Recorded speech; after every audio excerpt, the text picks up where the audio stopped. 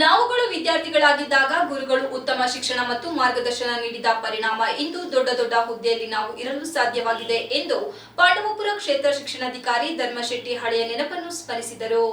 ನಗರದ ಎಸ್ಆರ್ಎಸ್ ಪ್ರಜ್ಞಾಶಾಲೆ ಸಭಾಂಗಣದಲ್ಲಿ ಭಾನುವಾರದಂದು ಹಮ್ಮಿಕೊಳ್ಳಲಾಗಿದ್ದ ಗುರು ಶಿಷ್ಯರ ಅಪೂರ್ವ ಸಂಗಮ ಎಂ ಕೃಷ್ಣ ಪದವಿ ಪೂರ್ವ ಕಾಲೇಜು 1984-85ನೇ ಸಾಲಿನ ಶಿಕ್ಷಣಶಾಸ್ತ್ರ ವಿಭಾಗದ ಹಳೆಯ ವಿದ್ಯಾರ್ಥಿಗಳಿಂದ ಗುರುವಂದನಾ ಕಾರ್ಯಕ್ರಮವನ್ನು ಜ್ಯೋತಿ ಬೆಳಗುವುದರ ಮೂಲಕ ಉದ್ಘಾಟಿಸಿ ಮಾತನಾಡಿದ ಅವರು, ನೀವು ಯಾವ ತರ ವ್ಯಾಸಂಗ ಮಾಡಬೇಕೆಂದು ಅನೇಕ ಗುರುಗಳು ನಮಗೆ ಮಾರ್ಗದರ್ಶನ ಮಾಡಿದ್ದಾರೆ. ವಿದ್ಯಾರ್ಥಿ ದೆಸೆಯಲ್ಲಿದ್ದಾಗ ನಮಗೆಲ್ಲ ಉತ್ತಮ ಶಿಕ್ಷಣ ನೀಡಿ ಮುಂದಿನ ಭವಿಷ್ಯದ ಬಗ್ಗೆ ಸಲಹೆ ನೀಡಿದ್ದಾರೆ. ಅನೇಕ ಗುರುಗಳು ನಮಗೆ ಉತ್ತಮ ಶಿಕ್ಷಣ ಕಲಿಸಿದ್ದಾರೆ.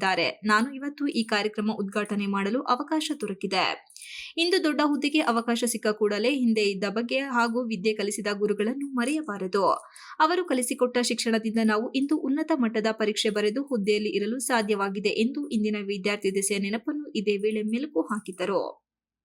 ಸರ್ಕಾರಿ ಶಾಲೆಯ ಮುಖ್ಯ ಶಿಕ್ಷಕರಾದ ಹರೀಶ್ ಕಲ್ಲಳ್ಳಿ ಅವರು ಪ್ರಾಸ್ತಾವಿಕ ಮಾತನಾಡಿ, 16 ವರ್ಷಗಳ ಕಾಲ ಶಿಕ್ಷಣ ಮತ್ತು ಸಂಸ್ಕಾರ ನೀಡಿ ಶ್ರದ್ಧಾ ವ್ಯಕ್ತಿಗಳಾಗಿ ರೂಪಿಸಿ ಸಮಾಜಕ್ಕೆ ಅರ್ಪಿಸಿದವರು ಗುರುಗಳು. ಗುರುವಿನ ಸ್ಥಾನವನ್ನು ಪೂಜ್ಯ ಸ್ಥಾನದಲ್ಲಿಟ್ಟು ಆರಾಧಿಸುತ್ತಾ ಬಂದಿದ್ದೇವೆ. ಜಗತ್ತಿನ ಯಾವ ರಾಷ್ಟ್ರದಲ್ಲೂ ಸಹ ಗುರು ಮತ್ತು ಶಿಷ್ಯರ ನಡುವಿನ ಮಾತೃ ಸ್ವರೂಪದ ಸಂಬಂಧ ನಮ್ಮ ಭಾರತ ದೇಶದಲ್ಲಿದೆ. ವಿದ್ಯಾರ್ಥಿಗಳಾದಾಗ ಅಕ್ಷರ ಸಂಸ್ಕೃತಿ ಕಲಿಸಿದ ಪ್ರತಿಯೊಬ್ಬ ಗುರುಗಳನ್ನು ಸಹ ಸ್ಮರಣೆಯಲ್ಲಿಟ್ಟುಕೊಂಡು ಪೂಜಿಸಬೇಕು ಎಂದರು. ಇಂದಿನ ನಮ್ಮ ಗುರುವಿನ ಸಂಬಂಧವನ್ನು ಯುವ ಜನಾಂಗಕ್ಕೆ ತಿಳಿಸುವುದು ಅವಶ್ಯಕವಾಗಿದೆ ಎಂದು ಕಿವಿಮಾತು ಹೇಳಿದರು. ಶಿಕ್ಷಣ ಪಡೆದವರು ನಮ್ಮಲ್ಲಿ ಎಷ್ಟು ಜನ ಸರ್ಕಾರಿ ನೌಕರರಾಗಿ ಖಾಸಗಿ ವಲಯದಲ್ಲಿ ಕೆಲಸ ಮಾಡುತ್ತಿದ್ದಾರೆ. ಹಾಗೆ ಅನೇಕರು ನಿವೃತ್ತಿ ಹೊಂದಿದ್ದಾರೆ. ಕಳೆದ 40 ವರ್ಷಗಳ ನಂತರ ಗುರು ಶಿಷ್ಯರ ಅಪೂರ್ವ ಸಂಗಮವಾಗುತ್ತಿದೆ ಎಂದು ಹೇಳಿದರು. ಕಾರ್ಯಕ್ರಮದಲ್ಲಿ ಹಳೆ ವಿದ್ಯಾರ್ಥಿಗಳು ತಮ್ಮ ವಿದ್ಯಾರ್ಥಿ ಜೀವನದ ಮತ್ತು ಪ್ರಸ್ತುತ ಕೆಲಸ ಮಾಡುತ್ತಿರುವ ಬಗ್ಗೆ ತಮ್ಮ ಅನಿಸಿಕೆಗಳನ್ನು ಇದೇ ವೇಳೆ ತೋಡಿಕೊಂಡರು. ನಮ್ಮಲ್ಲಿ ಉತ್ಸಾಹವನ್ನ ತುಂಬುತ್ತಿದೆ.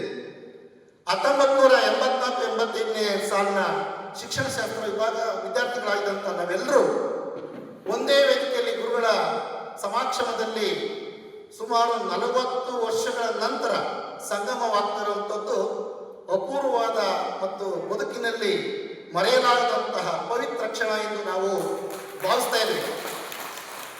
ಈ ಸಂದರ್ಭದಲ್ಲಿ ರಾಷ್ಟ್ರಕವಿ GS ಶಿವರುದ್ರಪ್ಪನವರ ಒಂದು ಕವಿತೆಯ ಸಾಲುಗಳು ನನ್ನ ಸ್ಮರಣೆಗೆ ಬರುತ್ತೆ.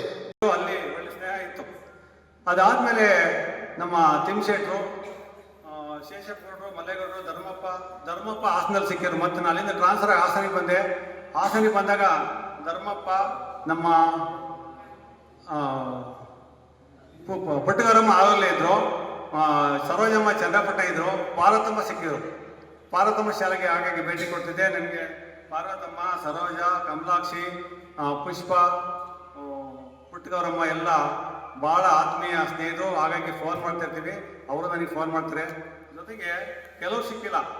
ಇದೇ ವೇಳೆ ಹಾಸನ ಸಾರ್ವಜನಿಕ ಶಿಕ್ಷಣ ಇಲಾಖೆ ಉಪನಿರ್ದೇಶಕರಾದ ಚಂದ್ರಶೇಖರ್, ಉಪನ್ಯಾಸಕರಾದ ವಸುಂಧರಾ ದೇವಿ, ಶಿವಶಂಕರಪ್ಪ, ಅಪ್ಪಾಜಿಗೌಡ, ವಿಜಯಲಕ್ಷ್ಮಿ, ಮಂಜುಳಾ, SRS ಪ್ರಜ್ಞಾಶಾಲೆಯ ನಟರಾಜು ಇತರರು ಉಪಸ್ಥಿತರಿದ್ದರು.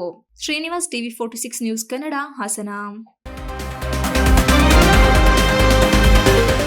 You are watching TV 46 News Kannada.